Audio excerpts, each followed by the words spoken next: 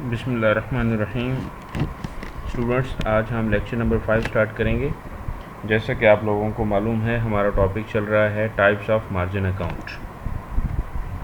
Types of margin account के अंदर हम लोगों ने पहले डिस्कस किया था। मैंने आपको बताया था कि 4 किस्म के मार्जिन होते हैं: initial margin, actual margin, maintenance margin और मार्जिन कॉल। इनिशियल मार्जिन और एक्चुअल मार्जिन हम पहले लेक्चर के अंदर डिस्कस कर चुके हैं, लेक्चर नंबर 4 के अंदर। और आज का जो हमारा टॉपिक है वो है मेंटेनेंस मार्जिन और मार्जिन कॉल। जी, हम देख रहे हैं maintenance margin. Maintenance margin means the minimum margin that must be present at all times in margin account line, initial margin requirement. The maintenance margin is also set by the Federal Reserve, but the exchange and individual broker firm may require higher amount. Maintenance margin gives protection to brokerage firm in case of fall in price of share, which are held by the broker as security of loan. जी, हम लोगों ने पहले discuss किया था कि share की जो prices हैं वो वक्त के साथ साथ मार्केट के अंदर अप भी होती रहती हैं और फॉल भी हो जाती हैं, यानी इंक्रीज़ भी होती हैं और डिक्रीज़ भी होती हैं। तो पहले वाले लेक्चर के अंदर हमने ये देखा था कि अगर प्राइसेस इंक्रीज़ हो रही हैं तो ये गुड साइन है, क्योंकि आपकी जो इक्विटी है, अकाउंट इक्विटी है, प्राइस के बढ़ने से अकाउंट इक्विटी के अंदर इजाफा होता है। लेकिन चूँकि मार्केट के अंदर सिचुएशन मुख्तलिफ होती है, बाज़ औक़ात मार्केट के अंदर जो शेयर की प्राइसेस हैं वो हाई होती हैं और बाज़ औक़ात कम हो जाती हैं प्राइसेस। तो इस वजह से मार्जिन अकाउंट के अंदर ब्रोकर ये चाहता है कि एक ख़ास मार्जिन जो है वो हर वक्त मेंटेन रहे। अगर उससे यानी कि प्राइस इतनी कम हो गई कि आपका जो एक्चुअल मार्जिन है वही इनिशियल मार्जिन से कम हो जाए, तो फिर जो है ब्रोकर के लिए प्रॉब्लम हो सकता है। तो इसलिए एक मेंटेनेंस मार्जिन बता दिया गया है, और मेंटेनेंस मार्जिन का कॉन्सेप्ट है जिसके अंदर कहा गया है कि एक ख़ास मार्जिन जो है must be present at all time in margin account.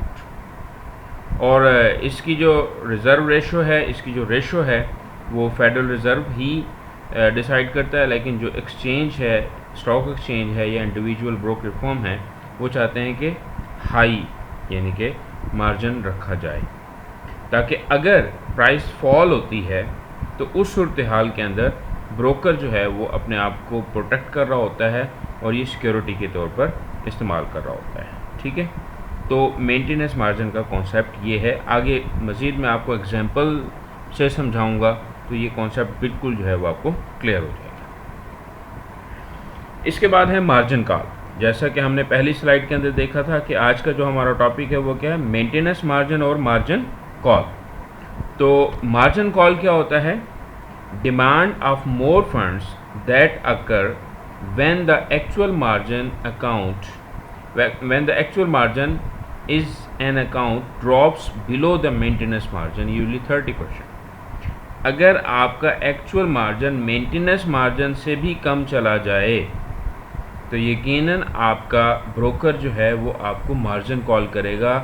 ये कहेगा कि आप अपने अकाउंट के अंदर, मार्जिन अकाउंट के अंदर मज़ीद पैसे जमा कराएं, क्योंकि इनिशियल मार्जिन फॉर एग्ज़ाम्पल वो 60% है, मेंटेनेंस मार्जिन क्या है 30% है।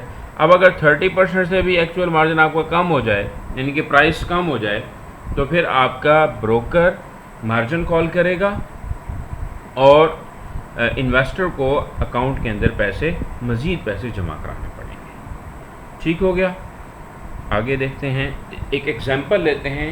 एग्जांपल से ये दोनों कॉन्सेप्ट मेंटेनेंस मार्जिन और मार्जिन कॉल क्लियर हो जाएंगे।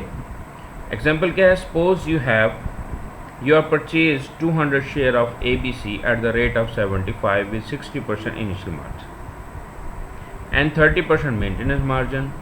At the beginning of the year, at the beginning of the year and at the end of the year the price of ABC stock is 40. क्या हुआ कि 200 share start में उसकी कीमत कितनी है 75 रुपये, इनिशियल मार्जिन कितना है 60%, मेंटेनेंस मार्जिन कितना है 30%, और साल के एंड में जो है वो प्राइस कितनी हो गई 40 हो गई। अब हम इसको समझते हैं। सबसे पहले हम देखना चाहते हैं balance sheet at the beginning of the year. साल के स्टार्ट में 200 शेयर थे, 75 रुपये प्राइस थी, टोटल आपके पास कैश हो गया 15,000 रुपये। ठीक हो गया।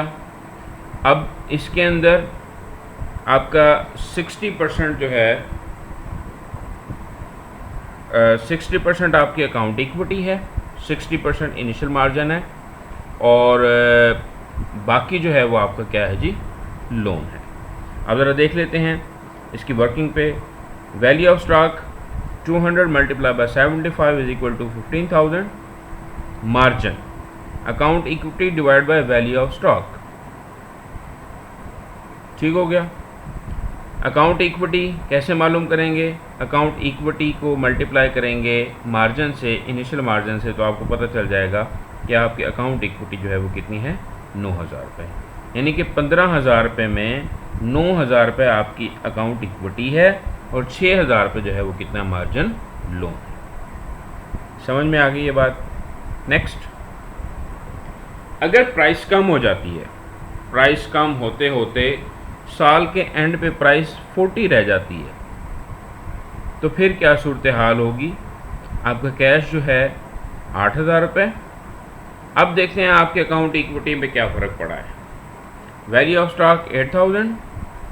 अगर हम देखें कि मार्जिन इसका कितना होगा जी अकाउंट इक्विटी, अब 6,000 रुपये तो लोन था, बाकी आपकी कितनी है 2,000 रुपये अकाउंट इक्विटी है।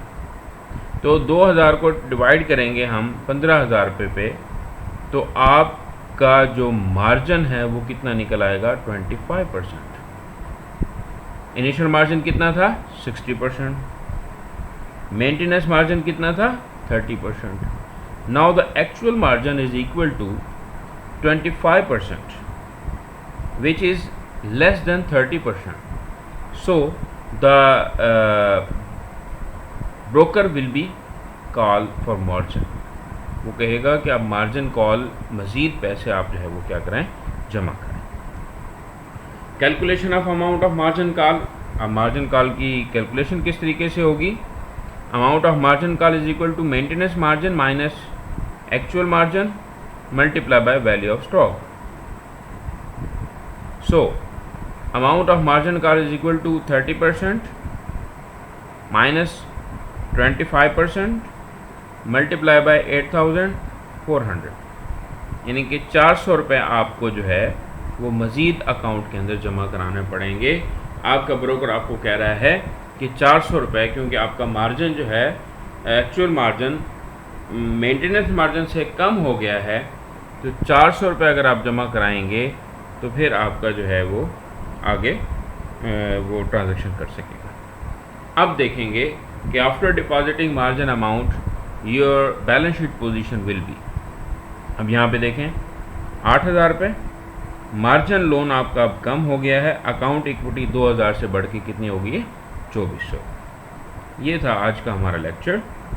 इसको आप अंडरस्टैंड करें, पढ़ें, इसको डिस्कस करें।